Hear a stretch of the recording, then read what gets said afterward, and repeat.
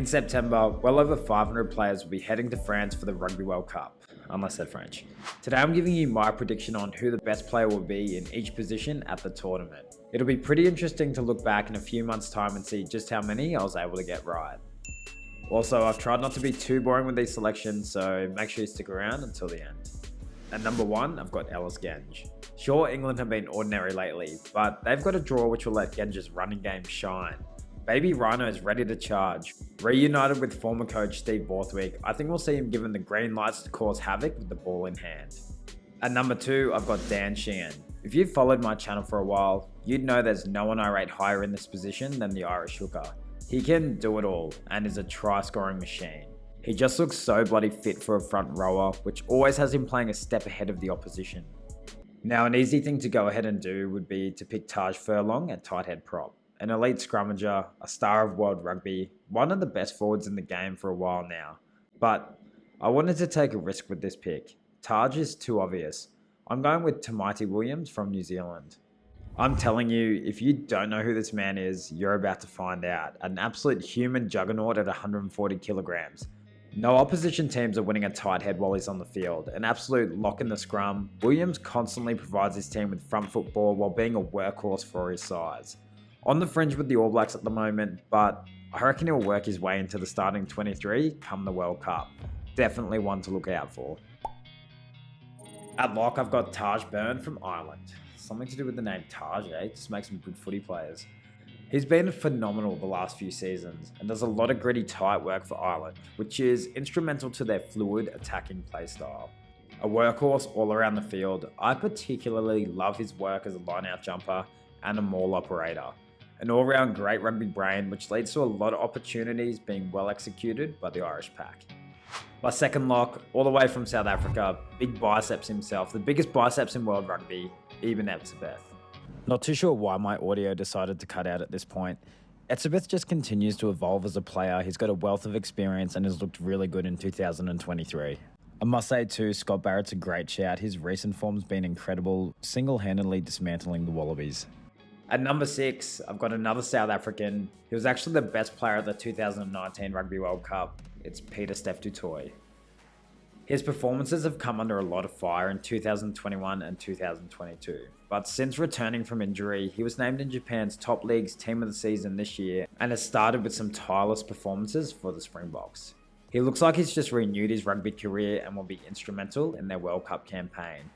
He did manage to just nudge out Juan Martin Gonzalez and Jack Morgan, so I wouldn't be surprised to see either of those two on the list. At openside flanker, it's Josh van der Flier from Ireland. Player of the Year in 2022, he's a good decision maker with the ball, fast, fit, and everything you want in an openside flanker. He creates opportunities by being in the right place at the right time. His awesome skill set allows Ireland to play him at scrum half during lineouts and just get that tactical advantage.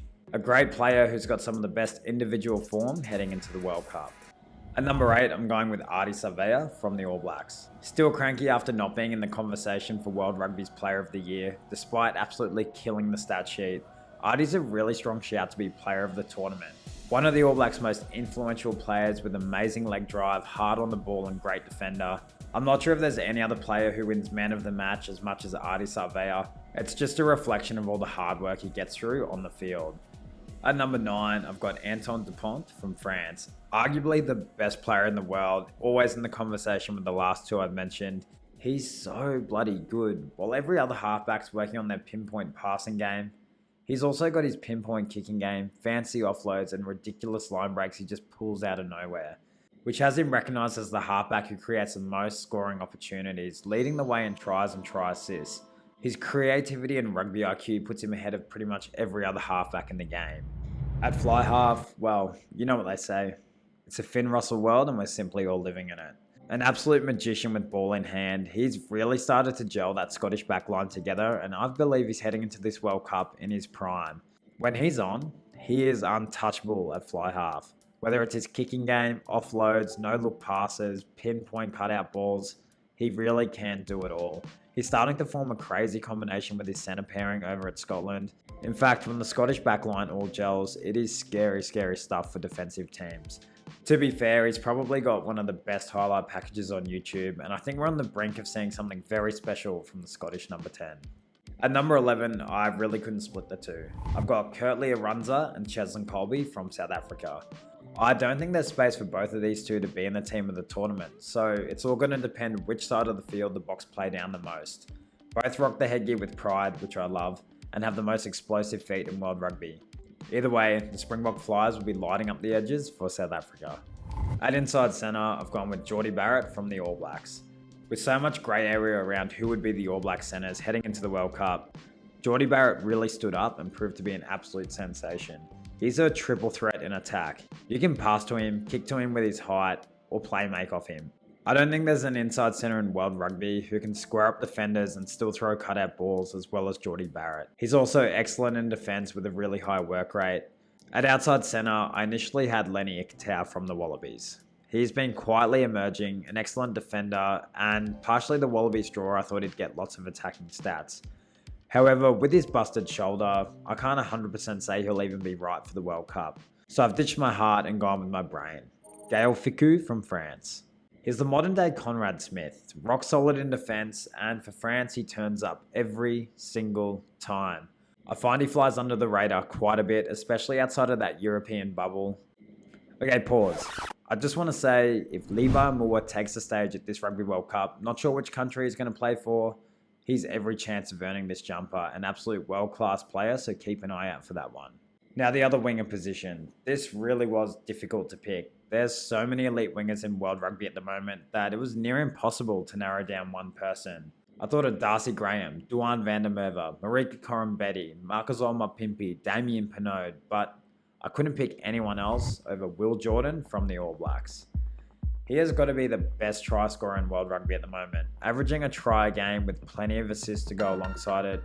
Will Jordan is like if he jumped onto a rugby game and created the ultimate player. The bloke's unstoppable and incredibly annoying to verse. At fullback, I really wanted to pick Ange Capuzzo. I did. I promise I did. Leading the Italian resurgence, he just doesn't make any sense. He doesn't look like a rugby player, but he just glides through opposition defences and is world class. It would be incredible if he managed to earn the best fullback at the World Cup, but there's just another team with one very, very special player that I think we could be overlooking. Alas, Charles Piutau from Tonga. He's been desperate to play in a World Cup his whole career.